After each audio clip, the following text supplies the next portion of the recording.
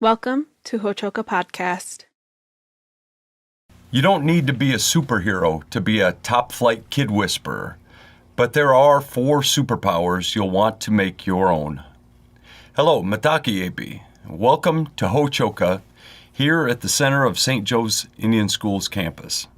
I'm Scott Wooster, your Hochoka host.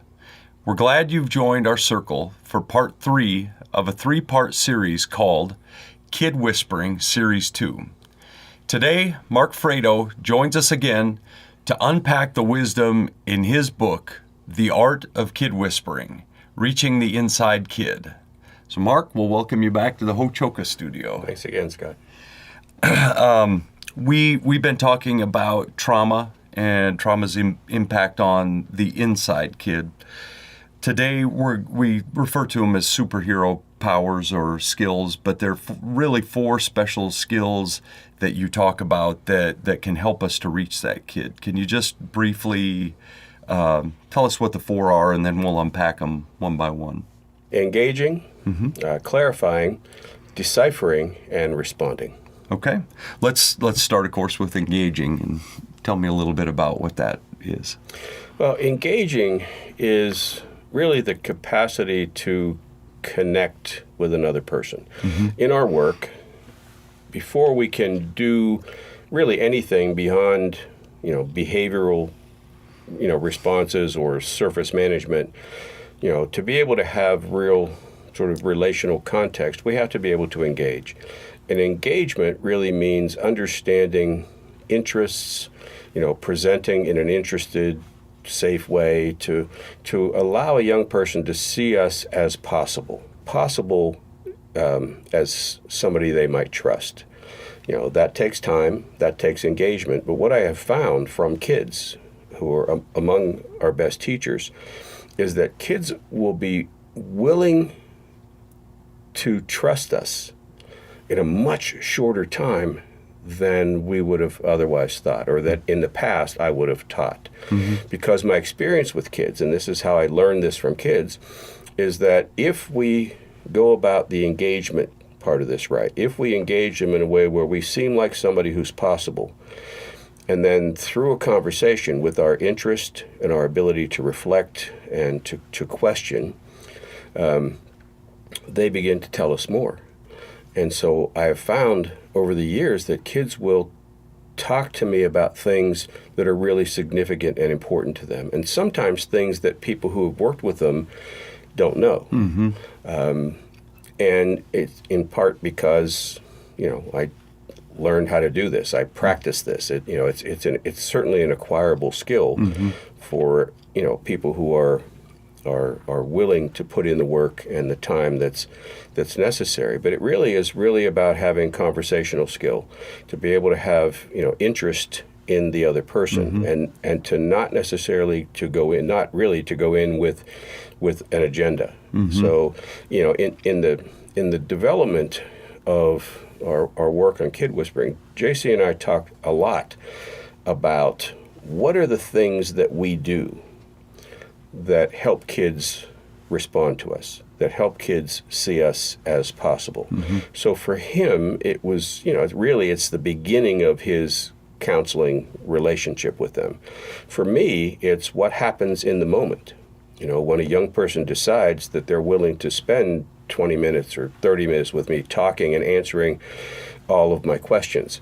So what we did a lot, actually, when we were training here at St. Joe's many years ago, when I would be up presenting and talking about things, because we typically never stay on script, anything that I said that sounded remotely intelligent, he would write down, and then I would do the same with him. Okay, yeah. And so we ended up with, pages of notes of, things that we talked about that really had to do with the ways that we engage with kids. We don't go in with any predisposed notion of how this is going to go. We're always hopeful and optimistic.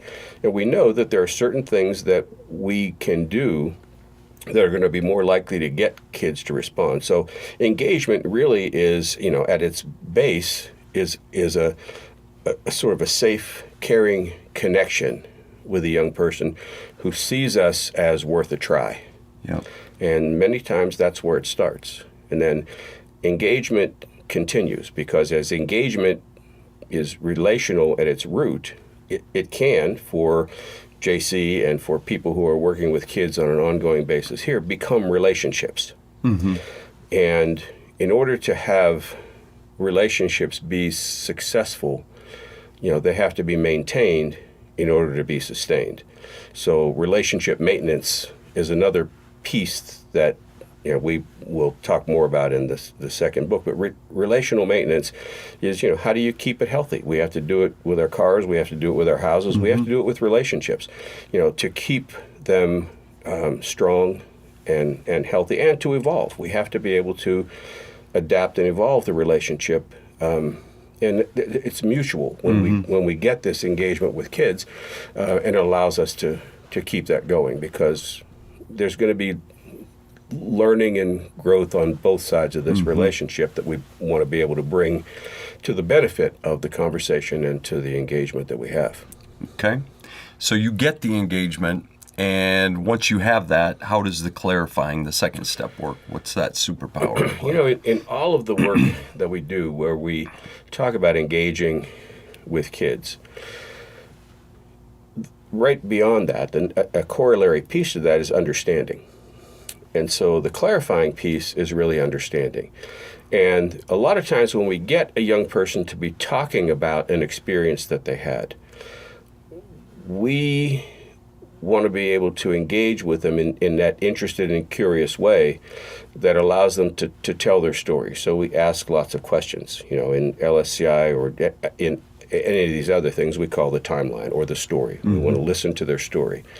Now, a lot of times, particularly if it's been a difficult experience for kids, if they're just coming through, some sort of crisis or a significant event, they had a heightened state of emotion. And so we realize that when our brains are in a heightened state of emotion, we don't do our best thinking. So once we help them to become settled and we listen to their story, the clarifying part comes when we're asking reflective questions, where we're responding to things that they say with interest and curiosity, the wondering part, that I talked about before, not knowing yet wondering, allowing them to talk. Because a lot of times when kids are telling us their story, this is the first time they're hearing their story. They just had an experience, and now that we're listening as deeply as we can through this, the clarifying part is to help not only for the story to become clear for us, but also to be clear for them. Yeah. And so as kids tell us a story, we sort of listen into it, and as we reflect and ask more questions, which is really important, being able to ask questions, asking small questions is really important. What happens is, as a kid is relating and telling us their story, and we are going through it again, sometimes they say, oh yeah, and now I forgot this, or I just remembered this. Some people might say that they're withholding or lying or whatever. Right. We realize this is the way our brain works, particularly in heightened states of emotion, and when we're dealing with something that is important, that recall will come, and things will become clear to not only them, but us. And so as that clarification occurs through that ongoing back and forth, listening, and in questioning, then things become more clear. And once things are more clear, then we have a better chance to do something about it. Which would be the next step, which is deciphering, correct? Yes, the deciphering really is once we have that understanding, we then explore, what does this mean to the young person? It's similar to decoding, is that we're kind of looking beyond. Now that we have the story, now that the kid has been able to express the story, now we can look at the implications. What are the implications of understanding this now? What does this mean for what you understand? What does it mean for how you engage? We try to help kids really think through, how did what just happened happen? Is this what you hoped would happen? Is this what you intended to happen? That kind of questioning, so that we can then, get use the understanding to try to consider what are the implications of this and what does it mean, and so how might we move forward? What kind of things do we want to work on? What kind of things how do you want to look at things in a different way than you did before? A lot of that sort of engagement it's really helpful for kids. Absolutely. And the last would be responding, and what does that look like? Responding in part is sort of when we get to talk. And when I say when we get to talk, is much of this dialogue is about listening and questioning. Listening and questioning. So the responding part would be for us to do two things. One, to be able to relate what we now understand in our own words, and to give them a sense of what their story sounds like from another perspective, because everything we've done so far has been to help them express and understand their experience. So in responding skills, we're now giving back to them. Okay, here's what I think you're telling me. Here's what the implications of this might be here. This is where we actually get to challenge kids.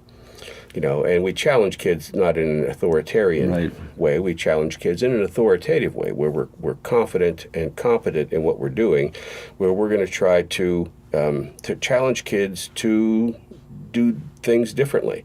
One of the things that we do, and I mentioned this earlier, is that so much of the time we ask kids to do things that they haven't done well before. We ask them to do those things sometimes in, sort of higher stress or more visible ways. So for kids, it's risk. They're risking, stumbling or being embarrassed or not being successful or whatever. And a lot of adults would balk at that in those kind of moments. And I think we have to be mindful and sensitive to that. So in responding, we're going to try to challenge kids to, with that understanding, to sort of raise their game, change their approach, understand differently, communicate differently, become more responsive rather than reacting. And so it's an opportunity for us. We're now having a more prominent place in the conversation, where it's still dialogue and it's still about the young person. But in our responding skills, we're getting to sort of relate it through our perspective. Yeah. And I think this is my take on what you said, but if you do the first three stages right, if you put the time in, take yourself out of the way, get your ego out of it, and do the first three right, you said that as you respond, you're asking the kid to rise to a certain level to address behavior symptoms, whatever might be happening. I think if you do the first three right, most of the times the kid will respond and rise to that level. And what we're talking about in responding skills is we're not lecturing. We're not doing, therefore, this is what needs to happen. It's still an engagement process. We're just taking more of a lead in this dialogue than we had earlier. While we were doing, navigating and guiding, now we're able to sort of say stuff. But again, it's not lecturing, it's not directing, it's not, we don't really put demands. We're going to create challenges, and, how do you want to move forward? What kind of things are you willing to try? What kind of support do you need to be able to do this together? And kids are more likely to respond to that once they feel like they've been listened and understood, or at least trying to understand. I agree. Fair and thorough. I like that too. So, do you have a real life example of this, or example or two of this in action sometime when you've used that with the kid, or use these superpowers with the kid? Oh, there's lots of lots of stories. One with a kid here in South Dakota. I was talking with him, and he was in a detention center. And I got called in probably 7 months after this significant incident occurred, where he actually stabbed his brother. And he was having a hard time talking about this. He actually referred to it as a blackout. I blacked out, I can't. So this went on for a long time. And he said the same thing to everybody. So I was asked to come in and to engage with him. And so I went through the story and, listening to what he was saying. And each time we got to the place where where this happened, what actually happened, he would say, I blacked out. So one of the things that I noted is that when we got to that place and he was saying, I blacked out, what I noticed was that he put his head down. He was a kid with long hair that would sort of, provide him a shield. He put his head down, he kind of looked away, and his respiration changed, and his nostrils flared. And so I saw that a couple times, because I asked over and over again sometimes. So I said to him, when we got to that part, this is what I saw. Let me just tell you what it looked like from my side. And so I described to him what I described to you. I said, when I see that happen, it makes me wonder. It makes me wonder if maybe you do remember, and it's really hard to think about and really hard to talk about. And then the voice in my head said, shut up. And he just sat for a minute and he nodded his head. And so after all this time, all I did was reflect back his nonverbal communication. Verbally, he said the same thing consistently to everybody who talked to him. Being able to listen past the words and watch the kind of reaction what his body was communicating was stress. And so just reflecting back. Now later on, when I asked him how it is that we got to that place where we could have this more complete conversation, he said to me, well, because you ask good questions. And thank you for that. How are my questions different than other people who asked you questions? And he said, well, you asked me questions about what I'm talking about. And the only piece of that, and I confirmed with him, was the nonverbal communication. When he was able to, actually this example is in our book as well. It's one example at the end of the book, where just being able to engage. So it's really about engagement and clarifying and, and deciphering. And then when we get to the last place, when he realizes that I really was attending to him and what his body was saying, not his words. Right. He was able to then talk about it. And the sort of happy-ish ending to the story is that the judge, who was very open and supportive of this process,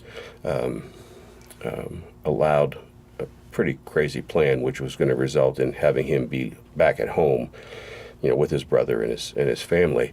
And so because I was in Sioux Falls, I called my brother JC, who's running a psychology agency, and I asked him if he had a therapist who was available to do this, and he did. And so I sort of handed it off to Jay and his team, and they were able to work through to the place where this kid actually was able to go back home. Really? Yeah, wow. It was a pretty powerful, an unusual ending to stories like that. Right, exactly, yeah. So it was pretty cool. So and I was thinking in terms of this student population that I work with, so here at St. Joe's Indian School,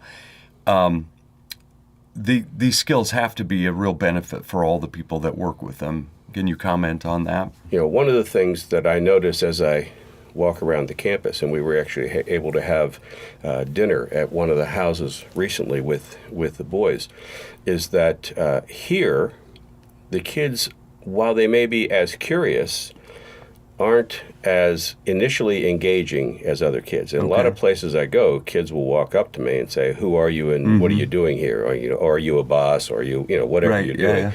I don't see that very much here. So for me, it's a more patient process. Just being present. When we were at the house having dinner, with the boys a couple of nights ago, it really took a few minutes. I kind of walked around trying to engage, trying to do some initial, connection with kids, and they would respond, but they would respond in limited ways. And so I understood they're not ready for this. And also, again, I understand I'm a foreign particle, and here's some other, old white guy walking around who has questions, and we don't know, who he is or what he's doing. But once we sat and I was sitting at a table having dinner with them, then I and they both had sort of a captive audience, because we were sitting there, at the dinner table over a meal, and I could ask, questions, what is your name, and, what is your grade, and, that sort of thing. What do you like to eat? Does Mr. Steve, is he a good cook, or whatever? And they would start with that. And then they started to talk with each other, which gave me an opportunity to respond to some of that. So it's really just understanding that there's a reticence on their part to begin to engage. Once they did begin to engage, they started to laugh. They started to, crack on each other and include me in that, or explain some of the things that was going on. So it's a slower, more sensitive process, and it's really about their needs, and it's about understanding what are they comfortable with. What are they expecting. And once they realize that I'm just a guest and I'm not threatening and I'm not there for them, this is actually true of lots of other places, when they realize that I have some purpose that really isn't about them, although it is about them. Oh, no, it's me. But indirectly, they're able to do that. And then, so after dinner, when we were getting ready to leave, we talked a little bit, and they became very interested in my ring. I just recently have been wearing a football national championship ring that we got from a long time ago, and I usually don't wear it, but because of some recent event, I've been wearing it. They were fascinated by it, but it took them all that time to get to that place. But then I shared it with them, and they were trying it on and asking questions about it. They were quite interested and excited. So apparently it wasn't my bubbling personality that was interesting. It was a little bit of bling. It brought the props out. That made him do it. But again, I think it's just about being able to be sensitive and understanding to what their needs are. And on this campus, there are some kids who are more likely to walk up and say, "Who are you and what are you doing here?" And a lot of kids who are going to be sort of quiet and wait. And see how this unfolds. And again, I had to engage. I had to try to engage with them in a way where they thought I'm relatively harmless. And then they could laugh, and then they could share things about their experience here, because I always have questions.